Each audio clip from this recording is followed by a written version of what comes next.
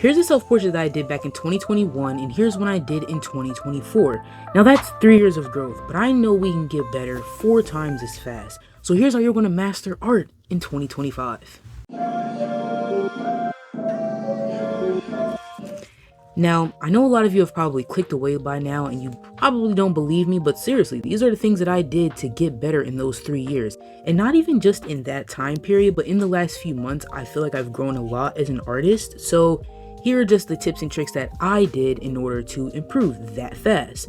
Firstly though, it's daily practice. I know you're probably like, whatever, I don't want to practice daily. But truthfully, back in 2021, when I was probably producing some of the worst art I've ever made, I wasn't practicing daily.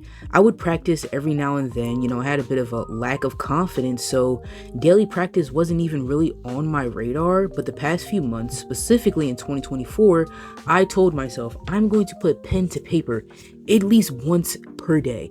It can be something grand, it can be something small, it can be something dumb, or even really, really good.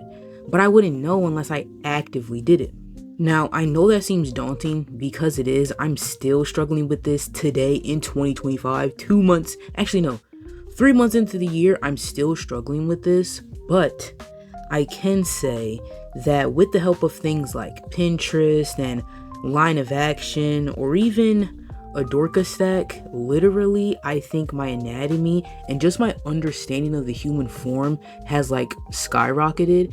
Now, I know all of these things probably sound a bit foreign. Most of you probably know what Pinterest is, but a Dorka stack is actually a website that I found recently watching one of my favorite YouTubers, and pretty much all it is Line of Action.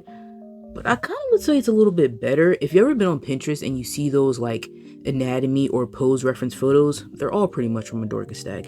So I recommend doing that at least once a day, but if you can do every other day, that would be great, because daily practice has definitely taken, like I said, my level of understanding from 0 to hero. Now, that being said though, if it wasn't for me drawing things that I enjoy, which is my second point, I also don't think I would have improved with my art. Now, if you follow me on Instagram, shameless plug, you'll notice that I draw myself a lot. It's one of my favorite things to draw. It's actually probably one of my art hyperfixations. Also at the moment though, I've been drawing a lot of armor, so that's also another hyperfixation.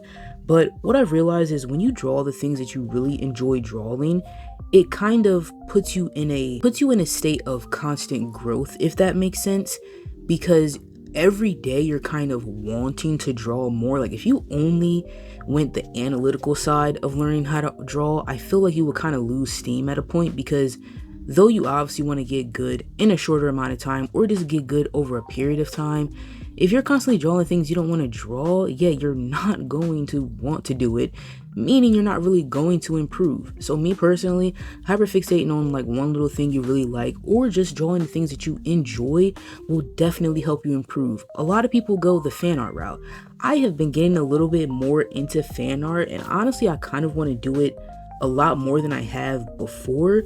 But I 100% recommend it. If you watch a lot of anime or you watch a lot of movies and TV shows, draw fan art. Because now every time you go to draw, every time you sit down and you're like, oh my god, wait, I actually like this. These are the characters that I enjoy and the characters that I really love seeing. For me personally, it's myself. I have Spider Sonas, I have the boys Sona, I draw myself in medieval times a lot. I just draw myself for absolutely no reason, because I like it, and I feel as though every portrait that I've done thus far has only improved because of that. So definitely, like I said, draw daily, but also draw the things you want to draw. Now, this third point is going to seem like a direct contradiction to what I said before, but it's the truth. You have to draw things that are hard. You have to challenge yourself a lot. Now, I'm not saying you have to challenge yourself daily, but I do feel as though if you can set mini challenges for yourself along the way, that will improve you. Because in order to grow a muscle, you have to tear the muscle. You have to lift a heavier weight over a period of time. So in order to get better at drawing, I've noticed that I kind of have to jump into the deep end of the pool and just swim. Because if I don't, I'll never get better. And that's the same for all of you. For me personally though, Clothing, I would say, is my Achilles heel, and color. Give me a pencil and a piece of paper and I can illustrate you something amazing. I love line work. But when it comes to coloring things, that's when I kind of fall short. You can see it all the time in my art. It's kind of dull and kind of meh just because I lack a sense of understanding of color. But I went out of my way. Wait a minute, I actually went out of my way and bought a book. This book right here specifically, Color and Light. Now I'll be honest with you, I never thought I would use this book, but it actually has a lot of tips in here that are actually super helpful. So I'm not saying go out and buy a book. I'm not saying go out and spend a bunch of crazy money on all these tools and courses and classes, but I do think you should take steps in order to do the hard things. You know what you lack an understanding in. It's actually pretty easy. Every time I go to draw, I'm like, wow, this is trash. But I step back and I evaluate. What can I do to make it better? How can I get better? Do I want to get better? Will I get better if I get better? No, but seriously though, like you have to do things that you're bad at. I've also set many goals for myself, and that kind of brings me into my next point, setting goals. Hey, I have my own set of art goals that I posted on my Instagram. Shameless plug again, who am I? No, but seriously, I set my own set of goals for myself because without goals, you'll just kind of be up in space. And I don't think you need long-term goals. Like, I truthfully don't even know what I'm doing tomorrow. So you could set like a mini goal. For example, when you sit down to do a daily sketch page, what do you want to draw? What do you want to get better at? Hands and feet, anatomy. That's like a number one thing that people always want to get better at. So when you sit down, right at the top of your page, hands, feet. Right at the top of your page, anatomy. Right at the top of your page, shadows and lights. Whether that's digital or traditional, I feel as though when you can go in with an idea of what you know what you want to accomplish, one, you won't really be stressed out if something else goes wrong. And two, I think it will help you produce a better form of art. Now, for example, when I do this self-portrait that you see me on screen drawing right now, one of my goals when drawing this piece was to have a really illustrious and interesting like background. So I went on Pinterest and I looked up like a bunch of different like ethereal type images, these super like intricate and symmetrical backgrounds, and I just took inspiration from them. Now, if I would have never went in with that goal, I don't think I would have ever created that background. I probably would have just drew my head and that would have been that. But no, I had a goal in mind. So even if nothing else in the image turned out well, I knew for a fact that the background was going to eat down, right? And it did. I think it looks really, really nice. Now, like I said, that was more of like a medium-term goal because this drawing actually took me about, I want to say I worked on it on and off for maybe a week and a half. So maybe it's more of a short-term goal.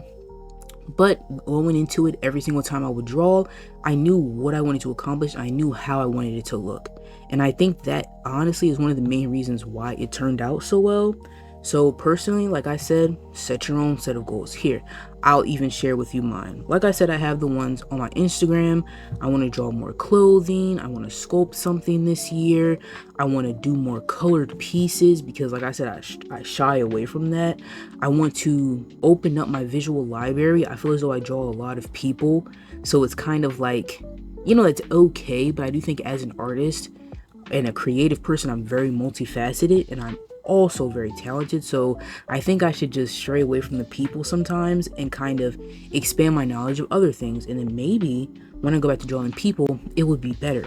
Now that list has grown. I would love to post a few times I'm gonna say a few times a month on YouTube, and this is not necessarily an art goal, but I am an artist and I post on YouTube, so I thought let me just add that in there. And I guess my last goal would probably be to hit 100K on YouTube. I know that is very lofty, but I think if my goals are lofty, it will kind of make me work a little bit harder. And if I don't make it, it won't be the first and or last time that it has happened. Like, it is what it is. But yeah, those are all my tips that took me from zero to hero when it comes to my art. Like I said, I'm an art master, but there are art wizards out there, and I would love to be an art wizard. So I'll be doing this along with you guys, with the videos that I post, and just like my updates and everything, and letting you guys know how I am going to be completing this little art challenge that I've set for myself and how I'm going to be applying these goals this year in order to improve in my art.